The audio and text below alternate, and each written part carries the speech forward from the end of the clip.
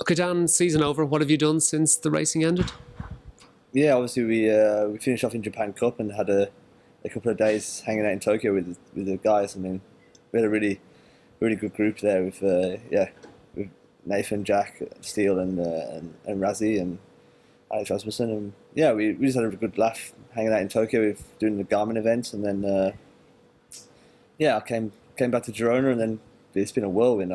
Went to the Braveheart cycling annual dinner, and then came over to Ireland and had a really good, really fun week here with everything from flying in the cockpit in Aer Lingus over here to rally driving to the Cycling Ireland Awards dinner where I picked up the International Rider of the Year, which was yeah, really fantastic to be able to collect that in person, and then yeah, visiting Temple Street Hospital as well. That was, which is obviously we're supporting it with Cycle for Life, and yeah, to see the progression that the money that we've raised this year has made to the top flat ward. It was really great to see. Can you talk about the Cycle for Life, how you were involved, and what the money, how much was raised this year, and what's it going to be used for?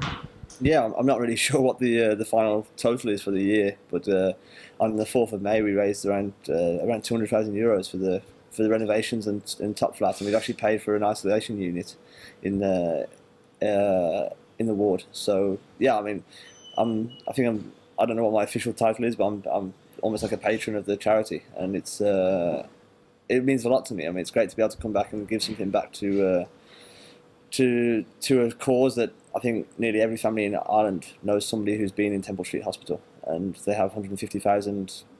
I was say clients. That's not the right word, is it? Kids pass through the doors each year, and patients is the word, and yeah, I mean it's a great cause, and just to be able to introduce cycling to kids in that way, and have the kids relate cycling to health as well. I mean, obviously, I myself was premature by 5 weeks, and I nearly died a couple of times as a kid with suffering from asthma, and it was yeah, it was it's nice to be able to educate the kids that even though they've had a rough start to life, obviously it doesn't stop you from striving to fulfill your dreams and aspirations. You'll be back next year, presumably again. Yeah, for sure. I think I'm not sure we can announce the date yet, but I think we're planning around about after the Giro, the 7th of June it should be, and yeah, I mean, I'm also hoping to get another run of t-shirts, the Panda t-shirt, done before Christmas, and raise a bit more money like that. But yeah, all the proceeds go to the charity, obviously. But yeah, the event was one of the highlights of my year.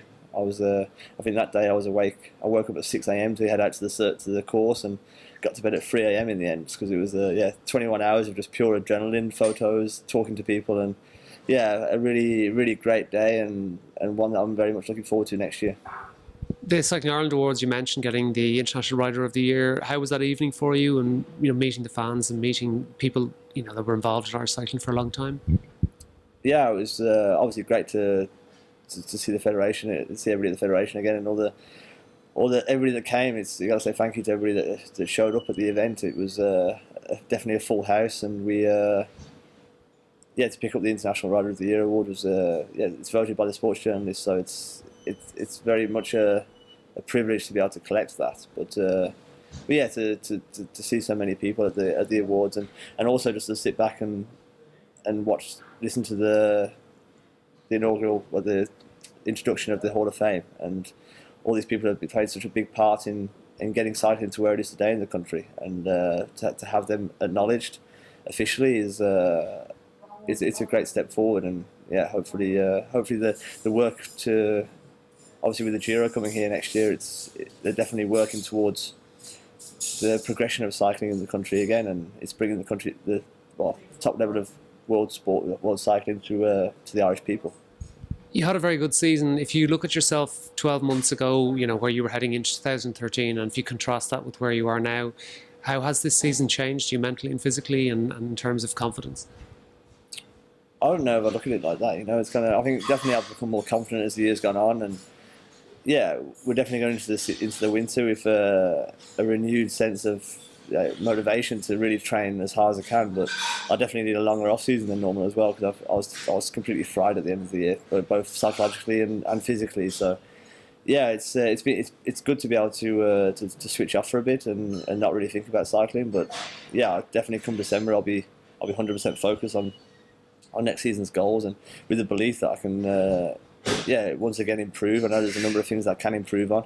I think this year I showed a much higher level of consistency and also psychological maturity than I had before, and that enabled me to be successful week in, week out.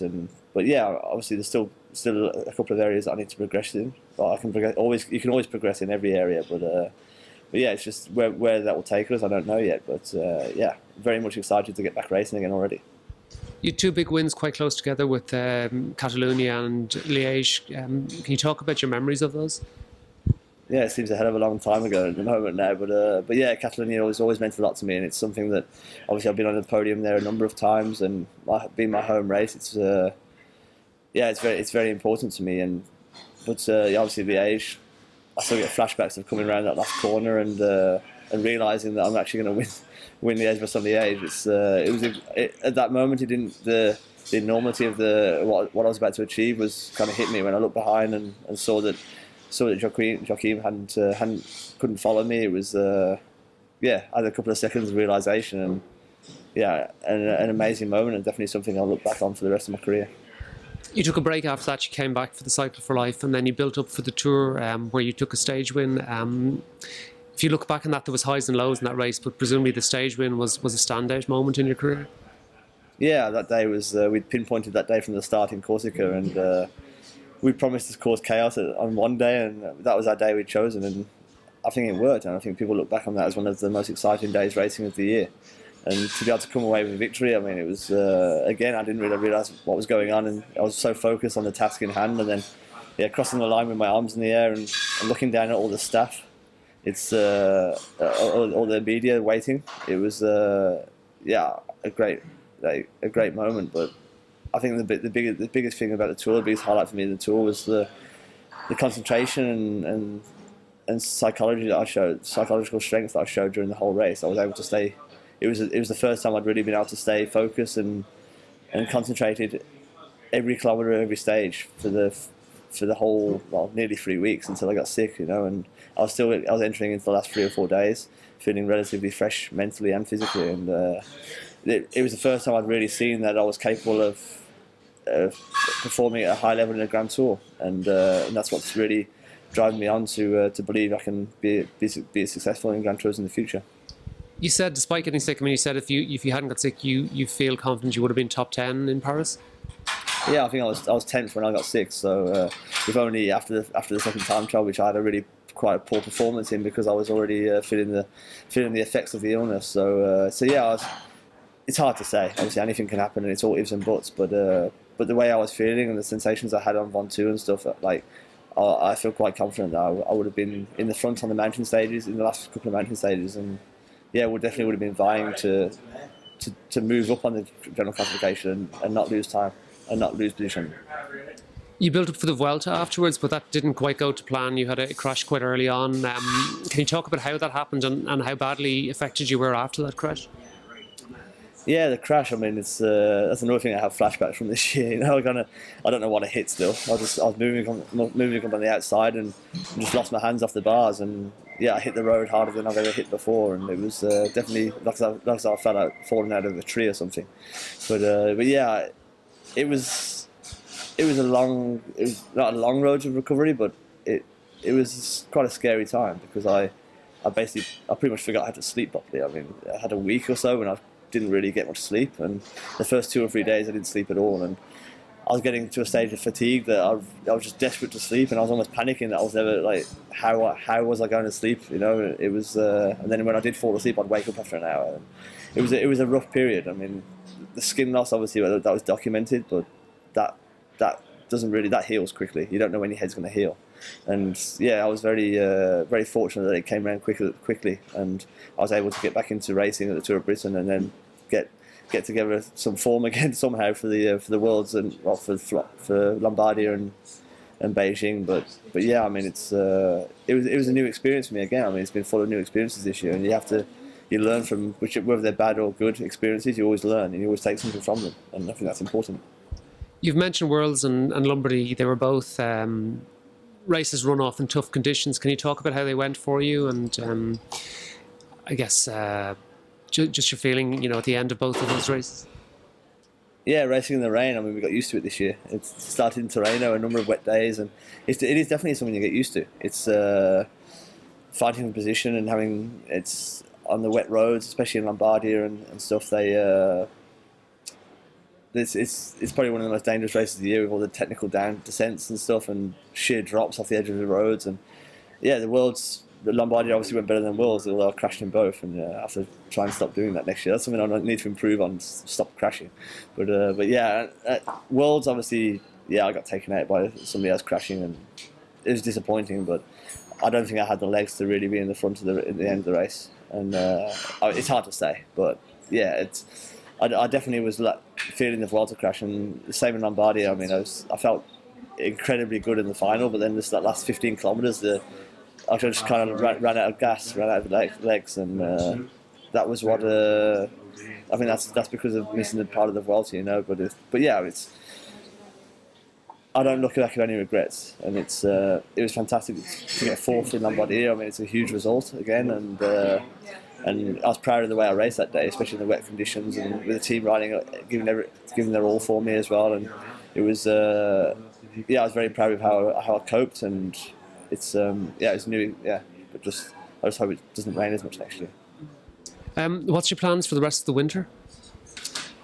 So I stay in Ireland for a few more days now, just relax with family, and then I go back to the UK and go to stay with my brother for a couple of days, and I'm actually guest of honour at the Rainer Fund dinner. They supported me for 3 years before I was an amateur in Le Pont at Marseille, and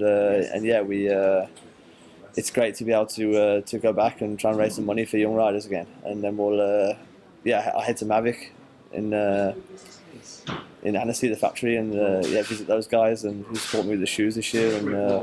And we'll then finally back to Girona for some real quality R&R. What sort of training will you do, in terms of your build-up and camps and that? I haven't really thought about it too much, to be honest. I'm just going to keep doing what I do every winter and get back into the gym and riding when it gets towards the end of November. I only finished racing on the 20th of October, so I've got a few weeks left to continue my recovery and rest period. And I think it's more psychological rest you need more than anything. And I'll get back into my gym routine and just riding in Girona. And I'm not sure what training camps we have planned with the team yet. Obviously, I'd imagine there'll be a camp in January, February time, and we'll start racing sometime in the new year. But it's nice to be having the off season, really not having much clue what's going on. So I'm very, very relaxed at the moment, as always. Just get your thoughts on the Hesjedal situation. There's been news this week on that. So how do you feel about that whole thing? Obviously, it doesn't change my opinion of him and the team's. I'm proud of how the team's coped with it. Obviously, he came to the team to have the opportunity to race clean like we all did, and Jonathan wanted to give guys. That was why Jonathan started the team, to give guys like Ryder the opportunity to fulfil their potential clean. And